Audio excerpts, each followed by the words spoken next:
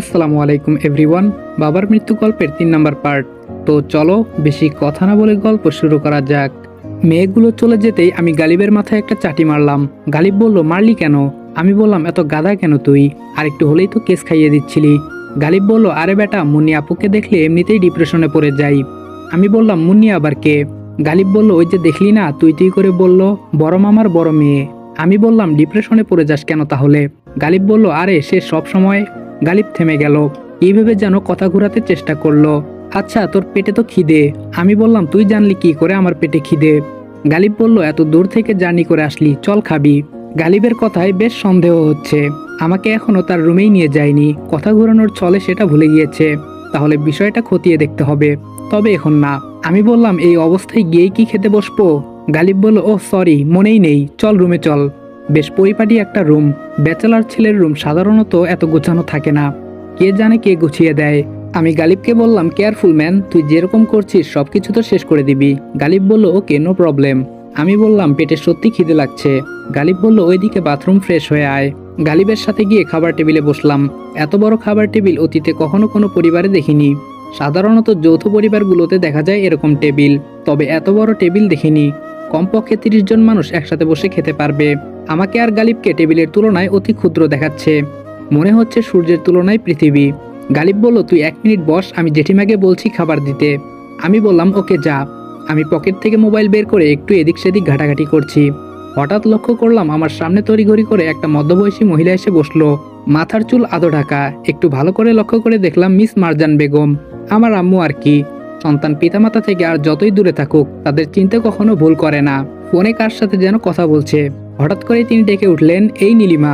ওনার পেছন ঘর থেকে উত্তর আসলো, জি খালা। তিনি বললেন, প্রচুর খিদা লেগে আছে।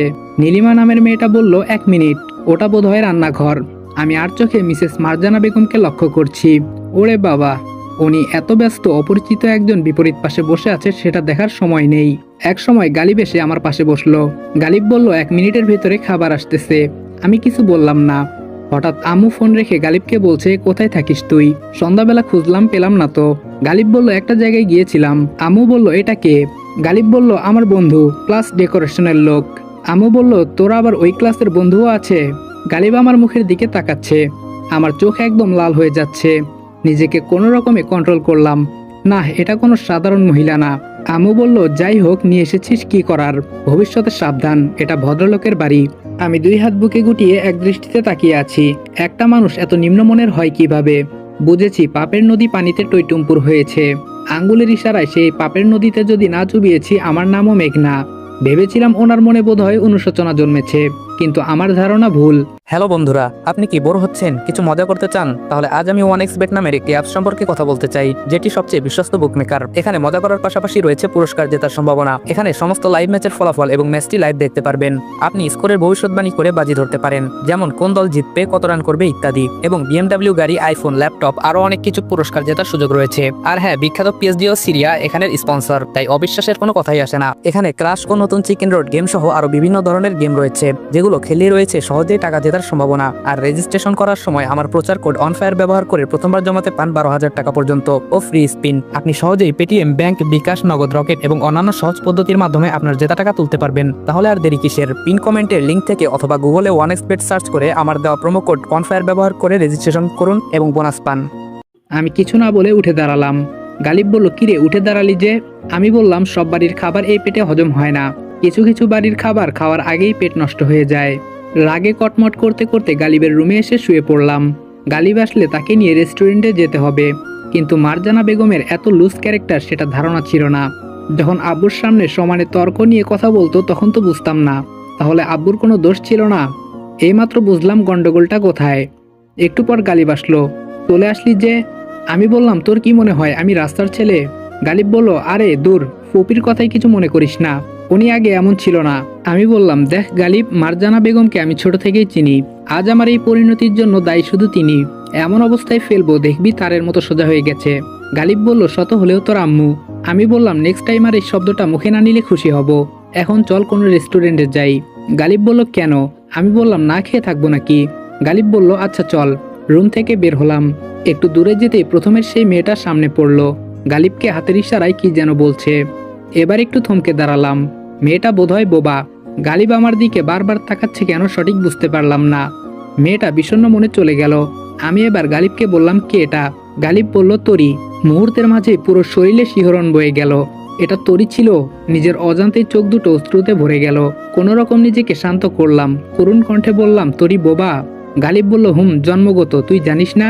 আমি বললাম, আরে না, যে সময় আব্বু আম্মুর বিচ্ছেদ হয় তখন তরি 4 মাসের শিশু ছিল। গালিব বলল, বলিস কি? এত ছোট বাচ্চা কোলে থাকতে তাদের কিভাবে বিচ্ছেদ হলো?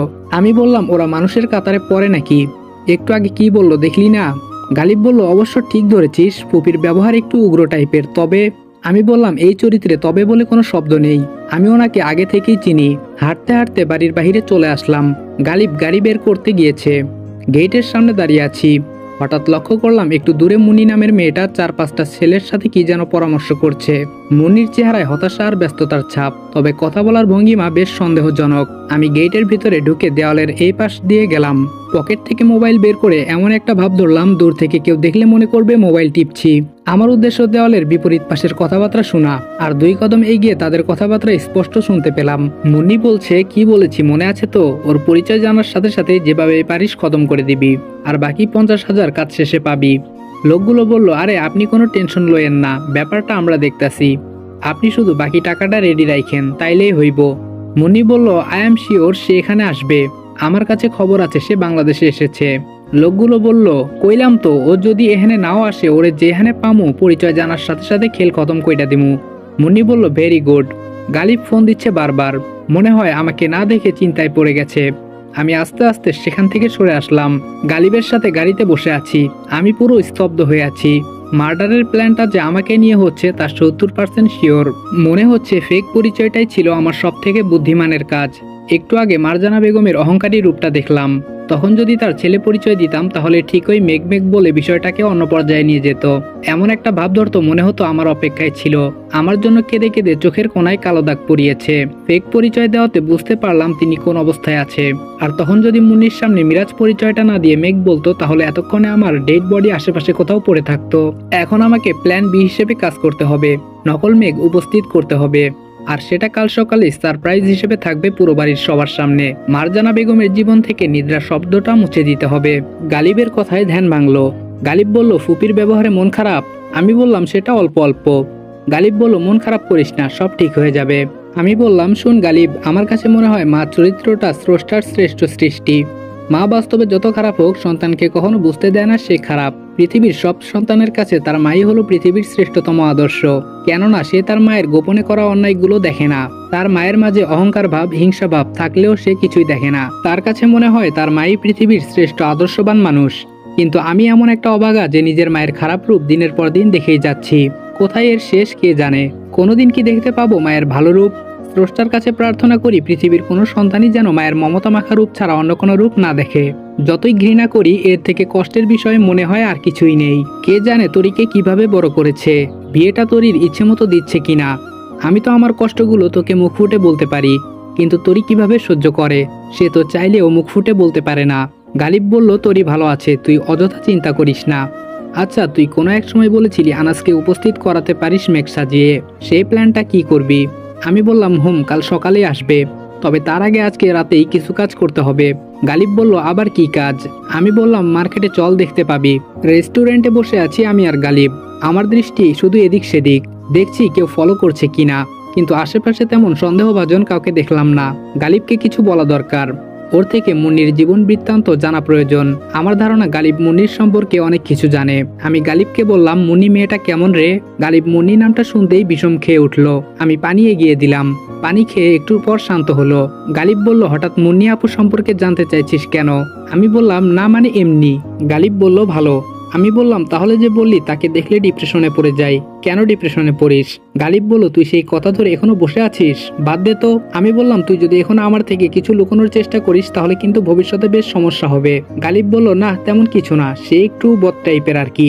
আমি বললাম, শুধু একটু? গালিব বলল, আমার কাছে একটু মনে হচ্ছে। আমি বললাম, তুই কি জানিস আনাস আসার সাথে সাথে সে বিপদে পড়বে? গালিব বলল, হতে পারে। আমি বললাম, তোর এসব ঢং ভালো লাগছে না। আমার কি মনে হচ্ছে জানিস? গালিব বলল, কি মনে হচ্ছে তোর? আমি বললাম তুই কোনো দিক দিয়ে মুন্নির কাছে আটকা পড়ে আছিস। গালিব একটু নড়ে চড়ে বসলো। আরে ধুর, আমি মুন্নির কাছে ধরা থাকবো কেন? আমি বললাম সেটা তুই ভালো জানিস, পরে যদি শুনি কিছু তাহলে তোর খবর আছে। গালিব বলল তখন দেখা যাবে।